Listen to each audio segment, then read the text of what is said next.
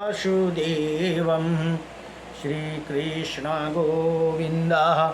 हरे मुरारी हे नाथ नारायण वासुदेवं।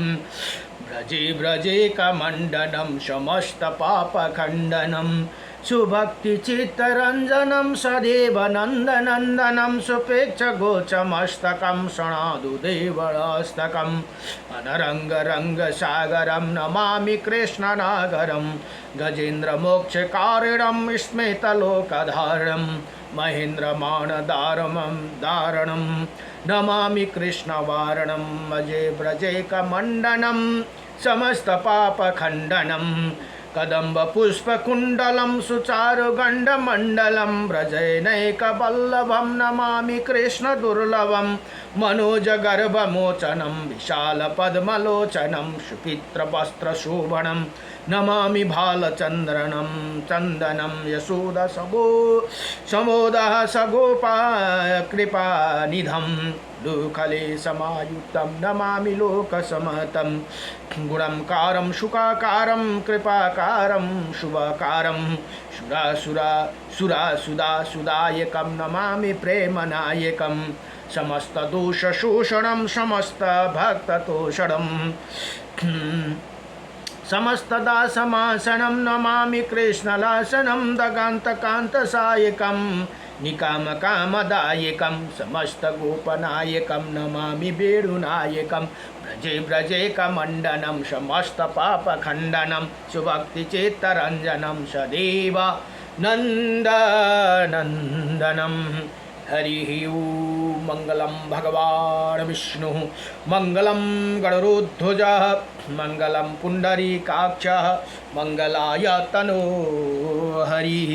श्रीमन्नारायणं नारायणं नारायणं भजमन्नारायण नारायण नारायण बद्रीनारायणं नारायणं लक्ष्मीनारायणं नारायणं मुक्तिनारायणं नारायणं नारायणं नारायणं मत्स्यनारायणं नारायणं कुर्मनारायणं नारायणं बहरनारायणं नारायणं नारायणं नरसिंहनारायणं नारायणं वामननारायणं नारायणं परशुरामनारायणं नारायणं श्रीरामनारायणं नारायणं श्रीकृष्णनारायणं नारायणं श्रीबुद्धनारायणं नारायणं श्रीकल्कीनारायणं नारायणं लक्ष्मीनारायणं।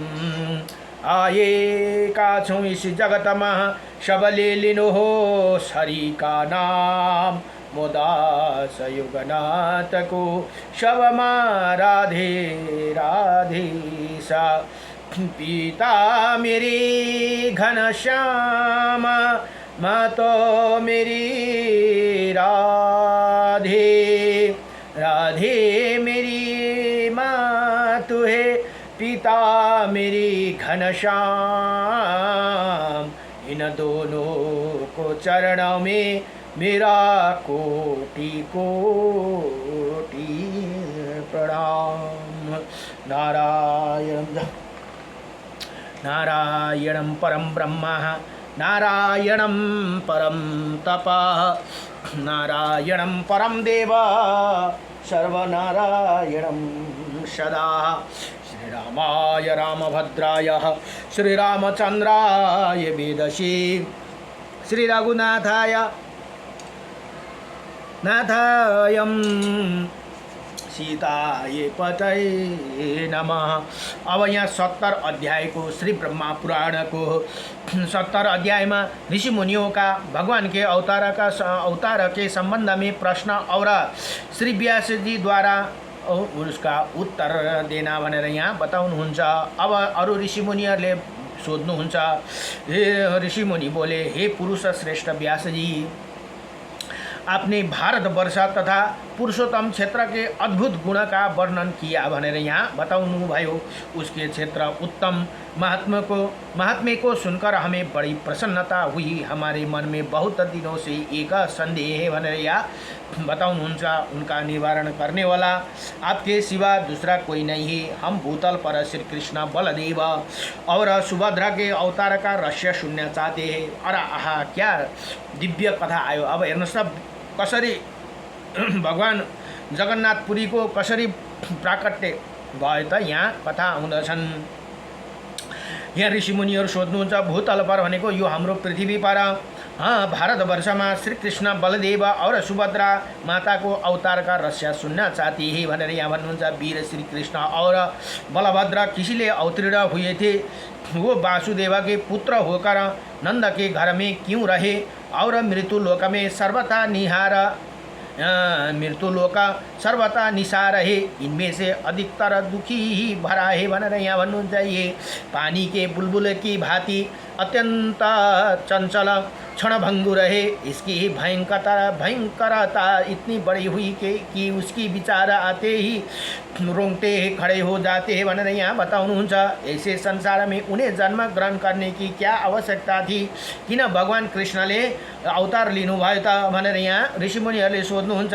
इसी भूतल पर अवतीर्ण हो जाए उन्होंने जो लीलाएं की है उनका विस्तार पूर्वक वर्णन कीजिए। उनका संपूर्ण चरित्र अद्भुत और अलौकिक है। भगवान संपूर्ण देवताओं के स्वामी एवं सुरश्रेष्ठ है और पृथ्वी को उत्पन्न करने वाला तथा अविनाशी परमात्मा है। उन्होंने अपने दिव्य स्वरूप को मनुष्य के बीच में कैसे प्रकट किया, जो भगवान संपूर्ण जगमह और प्राणियों की गति है भनेर बडो दिव्यसँगले प्रश्न सोधिदिनु भयो व्यासजीलाई अरू ऋषिमुनिहरूले। अब व्यासजी भन्नुहुन्छ वो भगवान कृष्ण किन मानवको देह लिएर अवतीर्ण हुनुभयो त के कारणले भनेर बडो दिव्यसँगले यहाँ प्रश्न सोध्नुहुन्छ। वही मानव शरीर में कैसे आए, इसी देवता और दैत्य भी बड़े आश्चर्य की बात मानते हैं। हे महामुनि भनेर यहाँ व्यास भगवानलाई सोध्नुहुन्छ। आप भगवान विष्णु के आश्चर्यजनक अवतार की कथा सुनाइए। भगवान के बल और पराक्रम विख्यात है, उनका तेज की कोई माप नहीं है भनेर यहाँ भन्नुहुन्छ। और अपने अलौकिक चरित्र के द्वारा आश्चर्य रूप जान पड़ते और आप उनके तत्वों का वर्णन कीजिए। अब भगवान पुरुषोत्तम देवताओं की पीड़ा दूर करने वाले के लिए सर्वव्यापी है, जगत के रक्षक है और सर्वलोकेश्वर है। संसार की सृष्टि पालन और संहार सब वही करते हैं और वही लोकों को सुख देने वाला अथवा अक्षय सनातन अनंत क्षय और वृद्धि से रहित निर्लिप निर्गुण सूक्ष्म निर्विकार निरंजन भगवान को यस्ता समस्त उपाधियों से रहित सत्ता मात्र रूप से स्थित अविकारी विभु नित्य अचल निर्मल व्यापक नित्य तृप्त निरामय तथा शाश्वत परमात्मा है भनेर यहाँ बताउनुहुन्छ। अब सत्ययुग में उनका विशुद्ध हरि नाम सुना जाता था। सत्ययुग में हरि को नाम बडो के अरे त्यतिखेर हरि को बडो दिव्य नाम थियो भनेर यहाँ भन्नुहुन्छ। देवताओं में वैकुंठ और मनुष्य में श्री कृष्ण नाम से विख्यात हुए भनेर यहाँ भन्नुहुन्छ। देवताओं में वैकुंठ भनेर बताउनुहुन्छ। देवताले र मनुष्य में श्री कृष्ण नाम से विख्यात है। उन्हें परमेश्वर की भूत और भविष्य लीलाओं के जिनका रहस्य अत्यंत गहन है, हम उन्हें सुनना चाहते हैं भनेर यहाँ व्यासजीसँग बडो दिव्यसँगले प्रार्थना गर्नुभयो। अब व्यास जी बोले, जो संपूर्ण देवताओं के स्वामी, सबकी उत्पत्ति के कारण पुराण पुरुष सनातन अविनाशी चतुर्भ्यू स्वरूप निर्गुण गुण रूप परम महान परम गुरु वरण्य असीम यज्ञंगा और देवता आदि के प्रियतम उन भगवान विष्णु के मैं प्रणाम करता हूँ भनेर पहिला व्यास जी यसरी प्रार्थना गर्नुहुन्छ। जिसने लघु और जिसने महान दूसरा कोई नहीं है, जिना अजन्मा प्रभु ने संपूर्ण चराचर जगत को व्याप्त कर रखा है, जो अभिभार व तिरोभाव दृष्टि और दृष्टि से विलक्षण वो सृष्टि और संहार भी जिनका स्वरूप बतलाया जाता है। उन आदिदेव परम ब्रह्मा परमात्मा को मैं समाधि द्वारा प्रणाम करता हूँ, जो संपूर्ण विकार से रहित शुद्ध नित्य सदा एक रूप रहने वाला और विजय है भनेर यहाँ बडो दिव्यसँगले प्रार्थना गर्नुहुन्छ व्यास जी। उसी परमात्मा श्री विष्णु को नमस्कार है, जो हिरण्यगर्भ हरि शंकर तथा वासुदेव कहलाते हैं, जिन्हें समस्त प्राणियों का तरण तारण होते हैं, जो सृष्टि पालन और संभाल करने वाला उन भगवान को प्रणाम है, जो एक होते हुए भी अनेकों रूप प्रकट करते, स्थूल और सूक्ष्म व्याप्त और अव्याप्त जिनके स्वरूप है, उन्हें जो मोक्ष की कारण उन भगवान विष्णु को मैं प्रणाम करता हूँ, जो जगन्मय जगत की सृष्टि पालन और संहार मूल कारण उन परमात्मा भगवान विष्णु को मैं प्रणाम करता हूँ। सूक्ष्म से भी सूक्ष्मतर संपूर्ण विश्व के आधारभूत समस्त प्राणियों के भीतर विराजमान और अपनी महिमा से कभी च्युत न होने वाला भगवान पुरुषोत्तम को हे भगवान मैं प्रणाम करता हूँ, जो वास्तव में अत्यंत निर्मल ज्ञान स्वरूप होते हुए वे ब्रह्मपूर्ण दृष्टि के कारण भिन्न भिन्न पदार्थों के रूप में स्थिति दिखाई देते हैं, जिनका आदि नहीं है, और जो संपूर्ण जगत के ईश्वर अजन्मा अक्षय और अविनाशी है, उन भगवान श्री हरि को मैं प्रणाम करता हूँ भनेर यहाँ व्यास जीले बडो दिव्यसँगले प्रार्थना उनके उनके अवतार की कथा आरंभ करती हूँ भनेर यहाँ बताउनुहुन्छ। अब भन्नुहुन्छ पूर्व काल में दक्ष आदि श्रेष्ठ मुनियों को पूछने पर कमल योनि ही भगवान ब्रह्मा ने जो कुछ कहा था वही मैं आपसे आप लोगों से कहूँगा, जो अपने चारों मुख वाले ऋक साम आदि चारों वेदों का उच्चारण करते हुए तीनों लोका को पवित्र करती है, जिनका प्रादुर्भाव एक वर्ण जल से हुआ। अब असुर गण जिनके यज्ञ का लोप नहीं कर पाते, उन भगवान ब्रह्मा जी को प्रणाम करके उन्हीं की कही हुई कथा आरंभ करता हूँ, जिन्होंने सृष्टि के उद्देश्य से धर्म आदि को प्रकट किया। उन्हीं अव्यक्त जन्मा ब्रह्मा जी को संपूर्ण मत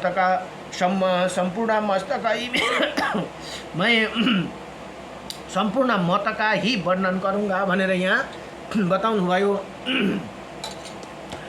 यहाँ भन्नुहुन्छ तत्वदर्शी मुनियों ने जल को नारा कहा, वही नार पूर्व काल में भगवान का आयन था भनेर यहाँ बताउनु भयो। निवास स्थान हुआ, इसीलिए वो नारायण कहलाते, वही भगवान नारायण सबको व्याप्त करते स्थिति है भनेर वही सगुण और निर्गुण कहलाते, और दूर भी और वो समीप भी उनकी वासुदेव संज्ञा है। ममता का त्याग करने पर भी उनका साक्षात्कार होते हैं, और उनमें रूप और वर्ण आदि काल्पनिक भाव नहीं है। वही सदा शुद्ध सुप्रतिष्ठित और एक रूप है। जब धर्म की हानि और अधर्म का उत्थान होते हैं, तब वो अपने आप को संसार में प्रकट करते हैं भनेर यहाँ बताउनु भयो। कसरी भगवानको अवतार हुन्छ त भन्दा यहाँ हामीले आएर बुझ्नुपर्छ, जब धर्मको हानि हुन थाल्छ तब भगवानले आफ्नै रूप को प्रकट गर्नुहुन्छ। पूर्व काल में उन्हें प्रजापालक भगवान ने बड़ा रूप धारण करके थुथुना में भनेको आफ्नो जुन मुख में थुथुना में जल को हटाया, और उसे रस ताल में डूबी हुई पृथ्वी को अपनी एक दाढ़ से कमल के फूल की भांति ऊपर उठा लिया भनेर यहाँ बताउनुहुन्छ। उन्हें ही नरसिंह रूप धारण करके हिरण्यकश्यप को, यो हिरण्याक्ष दाजु जो हिरण्यकश्यप भाइ अब पहिला हिरण्याक्षलाई मार्नुभयो, त्यहाँबाट पछाडि हिरण्याक्षलाई बराहको रूपले भने हिरण्यकश्यपलाई नरसिंह रूपले मार्नु भएको भनेर वध गर्नु किया, और विप्रचित्ति आदि अन्य दानवों को भी मार गिराया। फिर वामन अवतार लेकर माया से बलि को बांध दिया। दैत्य को जीतकर तीनों लोक में अपने 3 पगों से ही नाप लिया था। वही भृगु वंश में परम प्रतापी जमदग्नि कुमार परशुराम के रूप में फिर उत्पन्न हुए, जिन्होंने पिता के वध का बदला लेने के लिए क्षत्रियों का संहार कर डाला। उन्हीं ने भगवान अत्रि कुमार प्रतापी फिर अत्रि ऋषि का माता अनुसुया र अत्रि ऋषिबाट प्रतापी दत्तात्रेय भनेको जुन 3टा शिर गरेका भगवान दत्तात्रेय रूप में अवतीर्ण हुए। महात्मे अलग को अष्टांग योग उपदेश किया। त्रेता में ही दशरथ नंदन श्री राम के रूप में प्रकट हुए। उन्होंने ही त्रिभुवन भय देने वाला रावण का युद्ध में संहार किया भनेर यहाँ बताउनुहुन्छ। भगवानको प्रमुख 10 अवतारहरूको विषयमा यहाँ बताउनुहुन्छ। अब फिर प्रलय काल में जब सारी सृष्टि एक वर्ण में निमग्न हो गई, तब उसी समय देवताओं के भी देवता जगतपति श्री विष्णु एक सहस्त्र युगों तक शेष नाग की शैया पर सोते रहे। वास्तव में वो योग निद्रा योगी निद्रा का आश्रय ले अपनी योग महिमा की स्थिति हो गई। संपूर्ण चराचर जगत की उन्हें अपने उदर में स्थापित कर रखा था। जनलोक निवासी सिद्धि और महर्षि उनकी स्तुति करते। उसी समय उन्होंने नाभि से एक कमल प्रकट हुए, जो दिशा रूपी पत्रों से सुशोभित अग्नि और सूर्य के समान तेजोमय और पर्वत रूप में केशव रूप से अलंकृत तथा सुवर्णमय मेरुगिरी उसका किंजल केसर का मध्य भाग था। वही कमल ही पितामह ब्रह्मा जी सुंदर गृह तथा उनमें 4 मुख वाले देवादिदेव ब्रह्मा जी प्रकट हुए। उन्हीं समय भगवान विष्णु के कानों की मैल से 2 महाबली और महापराक्रमी दानव उत्पन्न हुए, जो ब्रह्मा जी के मार डालने के लिए उदत हो गए थे। उनका नाम था मधु और कैटव था। भगवान ने समुद्र रूपी ही शयन गृह से उठाकर उन दोनों को दुर्धर्ष दैत्यों का वध किया तथा और भी भगवान के असंख्य लीलाएं जिनका वो गणना नहीं कर सकता है भनेर यहाँ बताउनु भयो। इसी समय अजन्म भगवान ने जिसे अवतार का प्रसंग चल रहा है वो मथुरा में हुआ था भनेर यहाँ भन्नु छ। वही प्रकार भगवान जो सात्विक मूर्ति वही अवतार धारण करती है, वही प्रद्युम्न नाम से विख्यात और सदा रक्षा कार्यों के संलग्न रहती है, जो भगवान कृष्ण को अवतार भनेर यहाँ बताउनु। भगवान वासुदेवा की इच्छा के अनुसार देवता मनुष्य और तर्कीय योनि के अवतीर्ण होते ही और उसी के अनुकूल स्वभाव बने लेती भक्त पुरुषों द्वारा पूजित होने का उन्हीं का मनोवांछित कामनाओं का भी पूर्ण करते हैं। इसी तरह मैंने ये भगवान का 10 अवतार का रहस्य बतलाया है। भगवान विष्णु यद्यपि कृत्य ही उन्हें कुछ करना अथवा पाना नहीं है, वो तो भी नहीं है, तो भी वो लोक कल्याण के लिए ही मानव रूप में प्रकट हुए थे भनेर यहाँ बताउनु भयो। यति भनेर श्री ब्रह्मा पुराण को 70 अध्याय 70 अध्याय यह पूर्ण भयो। नमो भगवते ऋषि मुनियों द्वारा भगवान अवतार के संबंध में प्रश्न और श्री व्यास जी ले भगवान को मुख्य 10 अवतार को यहाँ वर्णन गर्नुभयो। के भन्दा मत्स्य, कुर्म, वराह, वामन, नरसिंह, वामन, त्यहाँबाट परशुराम, श्रीराम, श्री कृष्ण, श्री बुद्ध र कल्की अवतार जम्मा 10वटा मुख्य अवतार हुन् भनेर यहाँ भगवान को वर्णन गर्नुभयो। नमो भगवते वासुदेवाय कृष्णाय वासुदेवाय हरे परमात्मने नमः प्रणतक्लेशनाशाय गोविन्दाय नमो नमः।